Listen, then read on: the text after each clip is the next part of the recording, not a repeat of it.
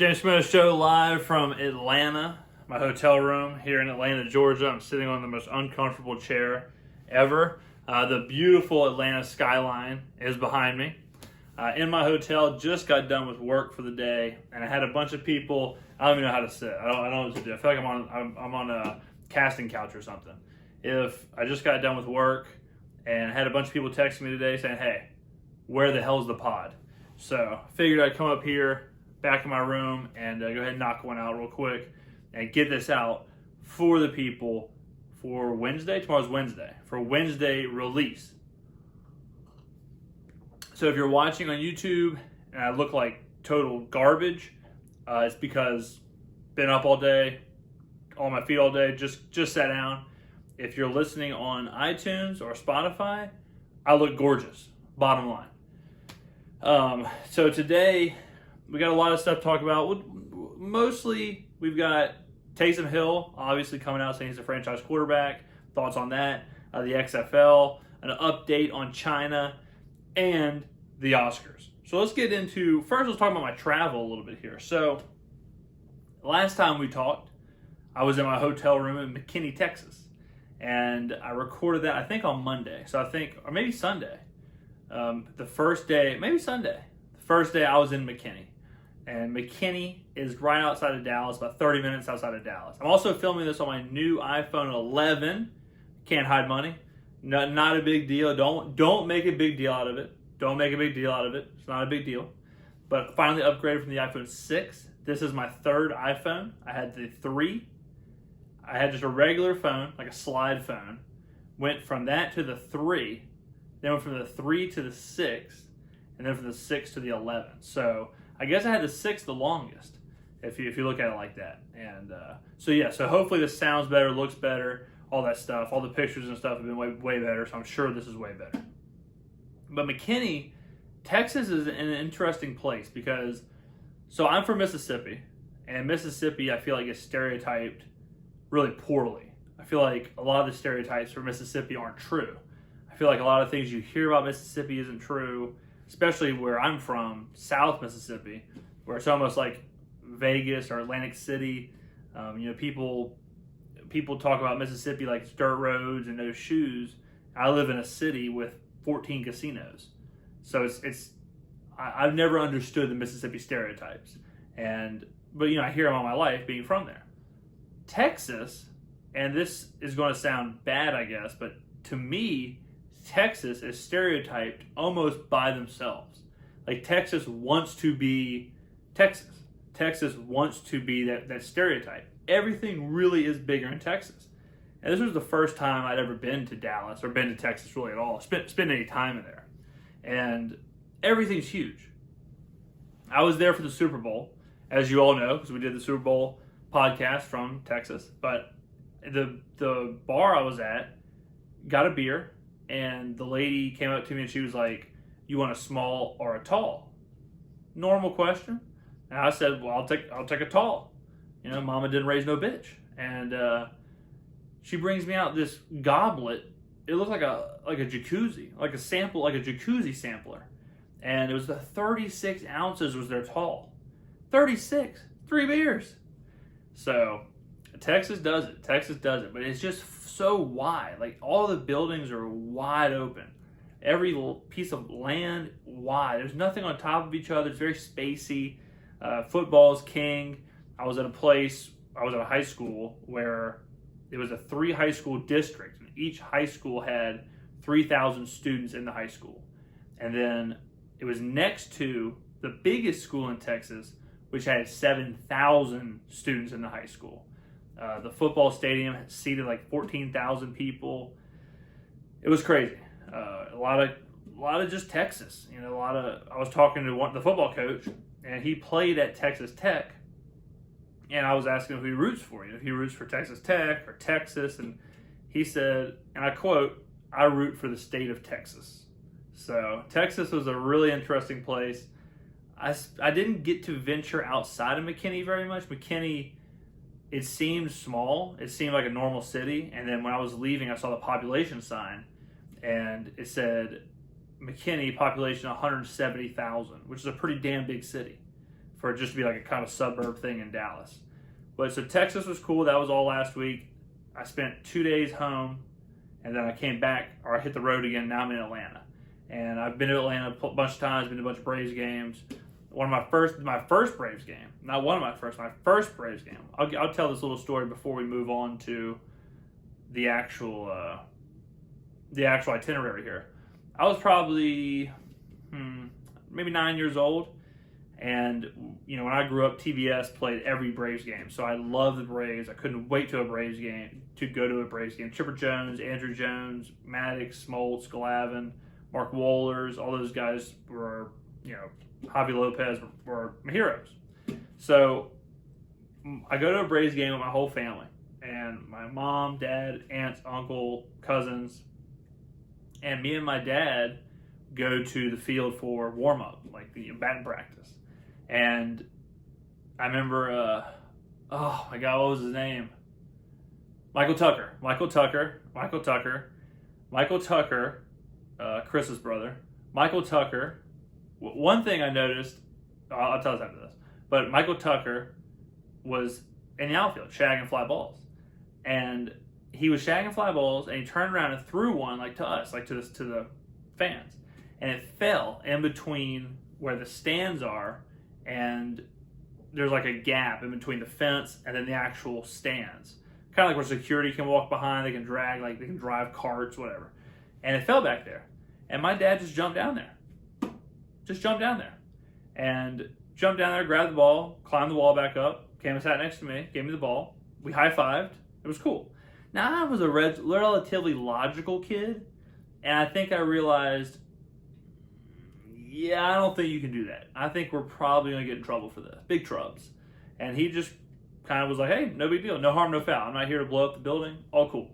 And lo and behold, spoiler alert, it was not all cool.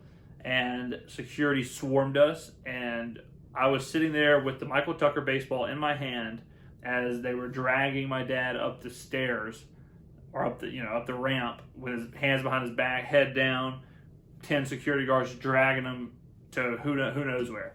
And that was just me. The rest of my family was out eating, whatever.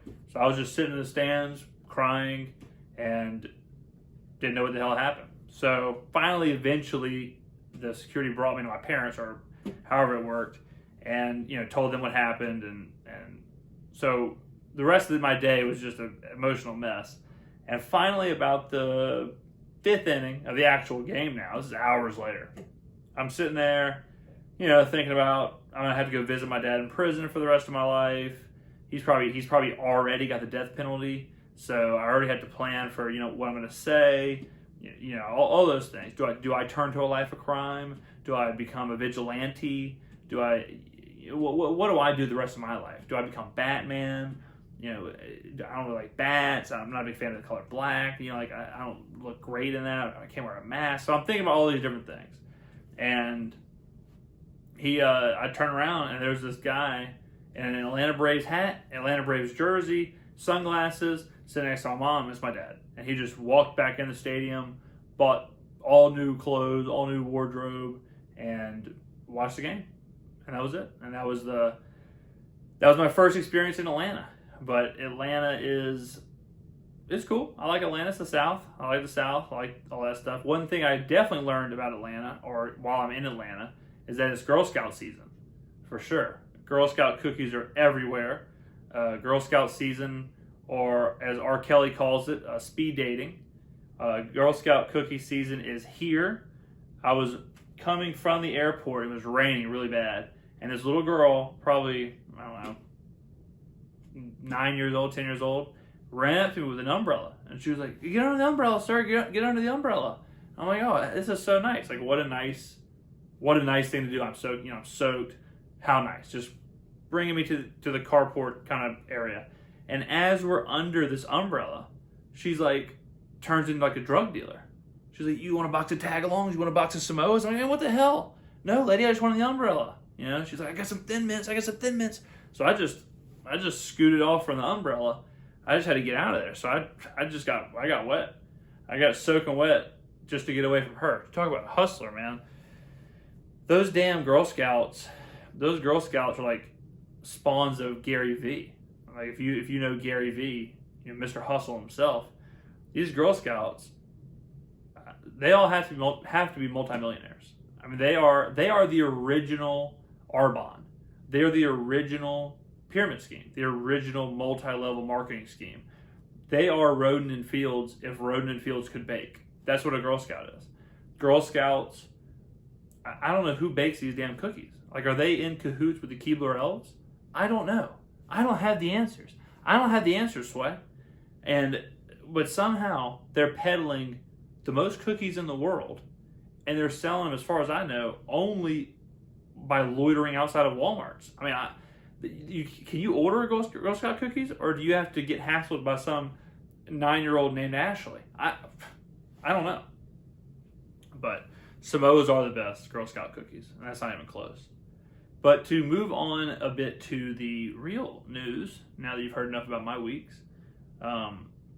So one of the big stories coming out from where my news is most located, I guess, is Taysom Hill and the Saints are having a bit of a squabble. Taysom Hill has come out and said that he believes he's a franchise quarterback and that he'll leave. He'll leave New Orleans if they don't basically give him a shot at being the franchise quarterback. And I've talked about this a little bit before. I've talked about the Saints at length this season. Very disappointing season. A season where I feel lower than I have in the past few years with the Saints, where it's just like, okay, our window's closed, blow it up, let's rebuild. Kind of in that mindset. It's kind of no longer looking for, we can get home field, we can win the Super Bowl. Now it's kind of like, okay, let's create a 5-year plan. And this Taysom news is really interesting to me because I think Taysom, I believe, and I think I've said on this podcast, I believe Taysom Hill could be better than Lamar Jackson. Not now, that doesn't mean he can be the MVP of the league. That doesn't mean, what I mean is he can be a better version of that kind of an offense, right? Lamar Jackson is so good because he is in a perfect scheme and a scheme that no one has seen, okay? We agree. And I believe that Taysom is that. I think Taysom can run. I think Taysom can throw probably better than Lamar. I think he's tougher. I think he's more built for that running game. And I think he does some catching. And then, of course, his punt returns and punt defense and all that stuff adds on even more value. And I think he's perfect in that role. I would love to see the Saints make a few moves and say, we're going to try at least a half season with this idea of Taysom running this kind of wildcat, whatever you want to call it, offense. I love that idea. And then you can even have Teddy or whoever else you want come in and be that second quarterback. Just to give, either let Taysom go out wide or let Taysom get in the backfield or whatever, give Taysom a couple plays off, however you want to do it. I love that idea. What I don't love the idea of is removing all of those things that make Taysom great to just make him a quarterback. That's why it's so surprising, is because I feel like Taysom loves the punt, return, the punt defense, the running, the catch. I feel like he's a football player and he likes to be on the field. I know he can do it, but when you're a quote-unquote franchise quarterback and you're taking every snap, that doesn't happen anymore. You don't do that. You can't. First, physically you can't. Second, you can't just be on the field all the time if you're the quarterback. You have to be, on the sidelines with the Microsoft Surface tablet, looking at the defense. You had to be on the phone with the coordinators. You can't just be throwing interceptions and then all of a sudden go and play safety. Or, you can't be running the offense and then doing punt blocks. You have to sacrifice some of that to be the starting quarterback. And I think it may be a bit of a miscommunication from Taysom, where I think Taysom means I can be the guy. And that's fine. But if the question is, would I rather have Taysom as a franchise quarterback or Drew Brees or an actual quarterback? I take the actual quarterbacks, and I love Taysom Hill. Love Taysom Hill. But I think he's asking for something that he may not actually want. And that happens sometimes. I mean, players, and especially from a microphone, sometimes players just don't really understand what they're asking for, what they're saying. And I think that's what happened with Taysom. I do think the Saints should make a move. I'm not saying cut Breeze. I'm not saying cut Kamara. I'm not saying cut Michael Thomas. I'm not saying move on from these guys. But I think they do need to look at a plan of, okay, well, if we are shifting from Taysom, what can we get from Breeze? If we're shifting for Taysom, do we need Mike Thomas? Like, what can we get for Thomas? What do we need to make Taysom better? What do we need to make this Wildcat, Lamar Jackson kind of offense better? And if they want to make that move, fine. I'm okay with that right now because I do feel like the window has closed. I feel like certain players on the team were part of a certain core, and that certain core is either older or gone or not the same. That core being Mark Ingram, Kamara, Breeze, Lattimore. All those players are just kind of different now. Breeze is less of a throw it 60 times, throw for 550 yards, beat the team 55-54. Breeze is almost now more of like a Kirk Cousins, where it's let's give him a high percentage throw that we know, a super safe high percentage throw, and he'll make it. And that is what Breeze does. But as you see in the NFL, like with Patrick Mahomes, if the Chiefs were to run high percentage safe throws, the Chiefs would not have won the Super Bowl. In fact, that's what cost San Francisco the Super Bowl, was that Garoppolo was limited to high completion percentage, super soft, super safe throws. So I think Breeze lost his identity a bit with just age, not a big deal. Ingram obviously left. Kamara, I don't know what happened to Kamara. Personally, I think he's still injured. Personally, I think he's hurt. In the dome, and where we sit in the dome, the guy I go with, big shouts to Fred, he is the captain of Kamara's garbage. And he thinks Kamara's just not good anymore, doesn't care anymore, and lets everybody know it around us. And I am holding out hope that Kamara is still hurt and he's not just totally washed. But he may be. Michael Thomas is the man, no doubt about that. Lattimore takes plays off, takes games off. He's a streaky player now. He used to be just a lockdown guy, but now he's pretty streaky.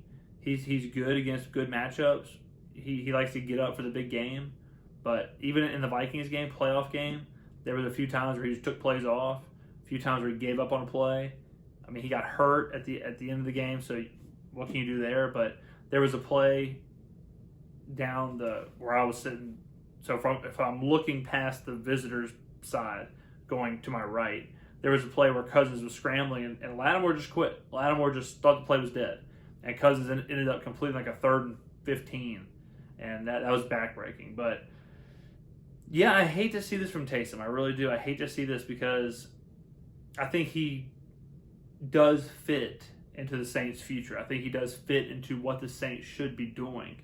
But I do not think he should be take 95% of his snaps in the quarterback role, run a few times, and that's it. I mean, if that's the case, he's probably, I would guess, he's probably like a Mitchell Trubisky, probably about that level of however good Trubisky could be.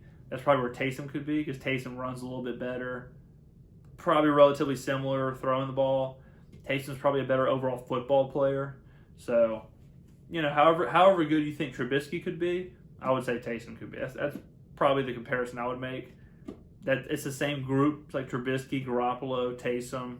Maybe not Garoppolo, but yeah, I'm pretty cool saying he'd probably be like the, I don't know, 18th best quarterback in the league, somewhere in there. Something like that.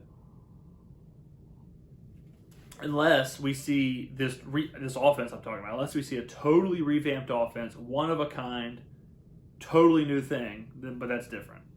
But the Saints are not the only football on right now. The XFL kicked off this weekend. Watched a lot of the XFL. I probably watched 4 games. I watched a lot of it. I think the XFL is going to succeed. I think the XFL is what people want. I don't think it's gimmicky. I think the rule changes they have, like the kickoffs and the 2-point conversions, or I guess the 1, 2, and 3-point conversions, I think some of that stuff isn't as gimmicky as I was afraid it would be.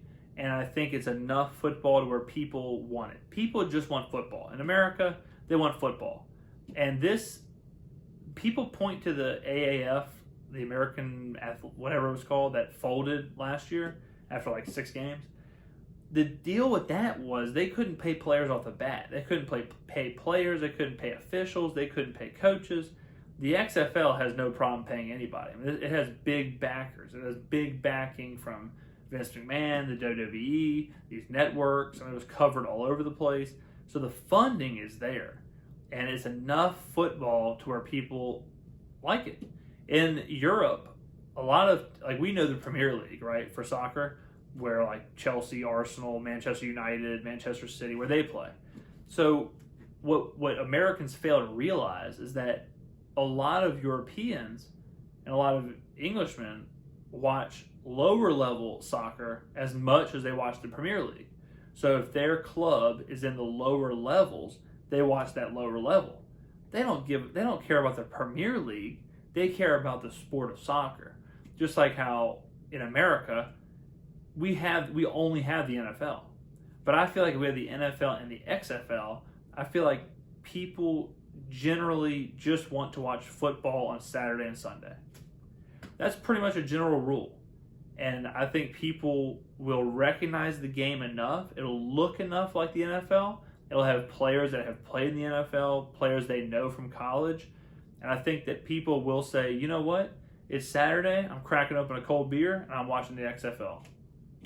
That's America. That's America right there. And I think as the XFL gets better players, gets more recognizable players, I think that that's where we'll see the XFL be a true, and it's not being a competitor. It's not a competitor to the NFL. It's a supplement.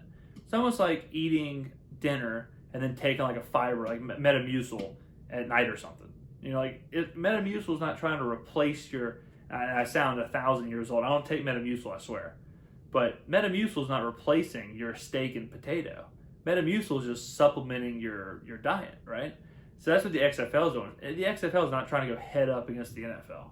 The XFL is trying to be, hey, the NFL is over. You don't have any more college football. You don't have any more pro football. Here's the XFL, baby.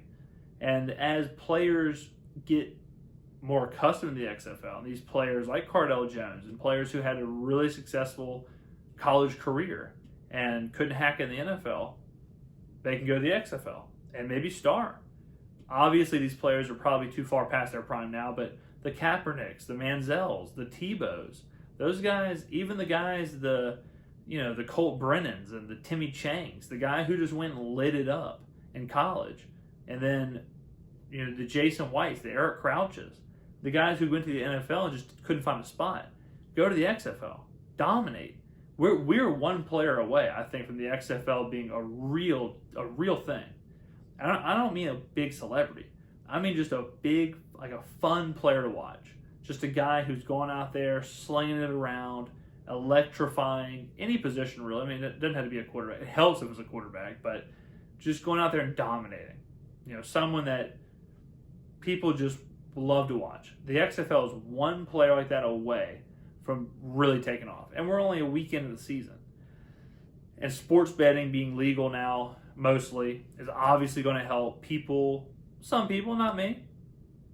Some people just gamble, just want to bet on football. The XFL is the perfect way to do that. The XFL is the perfect way to spend $50, $60, $70 just watching a football game. It's a reason. America just wants a reason to go eat chicken wings and watch football. That's America. If you give America a reason to go eat chicken wings, drink a beer, and watch football, they will happily do that. So I think the XFL will be fine. I don't think the XFL... Let me check my notes over here to make sure I'm not missing any topics. Oh, great. Now my laptop's all... little house cleaning news, or housekeeping news. We are now on Spotify. No, wait, this password's right. Oh, wow. We are now on Spotify, and we are on iTunes. So make sure to go leave a 5-star review on iTunes. Go to Spotify. I don't know if there's even a review on Spotify. But show some love for the boy. Especially because we're putting these out after a 12-hour workday in hotel rooms. So we're pumping it out. So 5-star review on iTunes, Spotify. Please and thank you. So China update time. Just when you thought China couldn't be any more China, there was a customs at an airport took a bag of birds, dead birds. Just a bag, casual, just a bag of dead birds from China. And, they obviously confiscated them and were worried about the avian flu and all this other stuff. And they were wrapped up in a cute little pink bag with cartoon dogs and cartoon cats. And turns out that in China, these are treats for cats. And people feed their cats dead, dried birds. Because, China. So the more I find out, man, the more I find out about just what goes on in China, the more I'm just downright disappointed. And I'm not just disappointed in China here, I'm disappointed in cats. I'm disappointed in cats because when you think about a dog and you think about the treat, at worst, it's a bone. At normal, it's just like a weird candy kind of looking thing shaped like a steak. That's all dogs want. Hey, is that bacon? No, I think this is Play-Doh, but it's shaped like bacon. Dogs are happy. What do cats want as treats? Dead, dried birds from China. So, to me, there's a big difference. And oh, what a good puppy dog. Here's a fake steak. Remember those the gummy hamburgers that people used to get from baseball concession stands? I used to eat thousands of them. They were the little gummy hamburgers and gummy hot dogs. And they were oh so cute. And they didn't really taste like anything, but they were cute enough to eat. That's what dogs like. Dogs like those, but that was like steaks and those, but made into strips of bacon. That's all dogs want. They don't want a bag of dried, dead birds. Like cats. Cats, what are we doing? What are we doing, cats? You're not making this any easier on yourself. I don't like cats. Not a cat guy at all. I think cats are not even really pets. They're just kind of little monsters. But the fact that their idea of a treat is this dried dead bird, I got nothing for you, cats. I got nothing for you.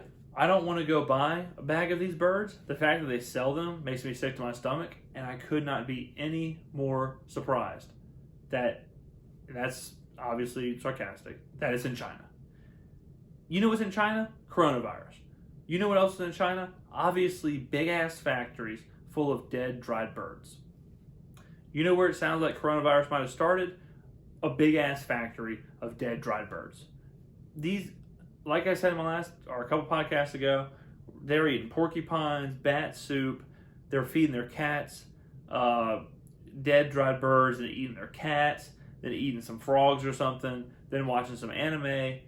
I don't know what the hell's going on. All I know is that ain't egg rolls. That's not sweet and sour chicken.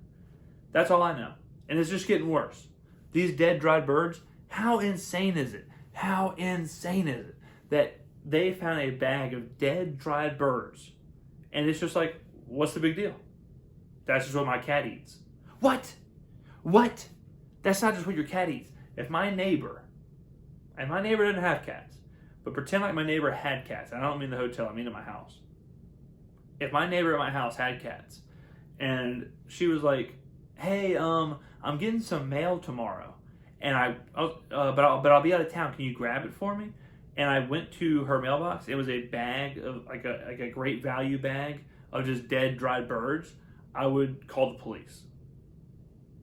That's really about it. I wouldn't be like, hey, yeah, I got let's see, I got this 70 pack of dead, dried birds. Is this what you were looking for? Yeah, that's for my cat. Oh, no big deal. That's LOL, LMAO. That's a great cat treat. No, I would call the police Okay, Stephen Avery is doing life for way less than feeding his cat dead, dried birds. Okay, OJ is innocent now, so I guess that's a bad example. Scott Peterson is doing life for way less than feeding his cat dead, dried birds. Okay, that's something to think about. That's something to think about. So that's the China update. I guess we'll be doing China updates on the podcast until I guess the end of the world, because it's just getting worse and worse. So yeah, hopefully I'll be able to edit a picture of these dead bird bag treat toys so that you can see what I'm talking about. But if you can't, go search Twitter. It's been everywhere. And finally, the last thing, the Oscars was this weekend. I didn't watch any of the movies for probably the past 5 years. I haven't watched an Oscar movie in forever. I'm really not even here to talk about the Oscars. Are movies just dead? Like, do people watch movies? And I thought about this when the Oscars was going on, because I was thinking, when you think about today's day and age, it's so fast, right? Like, most of the time, you're watching a TV show. Okay, how are you watching the TV show? You're watching 10 episodes at a time. Okay, how are you doing that? Laying on your couch with your iPhone here, your laptop here, and then the TV playing haphazardly in the background. And don't say you don't do that, because I know you do that, because I do that. I'll have my phone here, and I'll have my laptop here, and then I'll have Netflix going. And I'll watch 5 seasons like that. I'll watch a season of Netflix simultaneously while watching YouTube on my laptop, while simultaneously going through Twitter or Instagram on my phone. So I'm watching like 40 different things at the same time. So I know you do that too. And you don't have to lie to me, okay? We don't need to confess anything. But it's just, when you think about that, and then you compare it to the movies, you compare it to driving to the movies, buying a ticket, getting in line, getting in a seat, sitting in the same seat for 2 to 3 hours, really can't use your phone, because it's rude. Definitely can't watch YouTube or have a laptop. You can't really go to the bathroom. You can get one snack, popcorn, nachos maybe, foolishly if you do nachos, because they're not going to last the whole movie. It's just so counterintuitive to how the rest of the world is moving. Everything else in the world is moving to how fast can I do it, and how many more things can I do at the same time. Movies are slow everything down, focus on this one thing, and just watch. Turn your phone off. Just that. Just the idea of, I'm not going to have my phone, I'm not going to be using my phone for the next 2 to 3 hours, and be focused on this one thing. Really think about that. Really think about how much during your day do you just focus on one thing. I mean really focus on it. I don't mean like do something for 5 minutes at work, then check your phone, then 10 minutes at work, then like go take a bathroom break, come back. Like, that's not focusing. I mean focusing on one thing for like an hour and a half, 2 hours.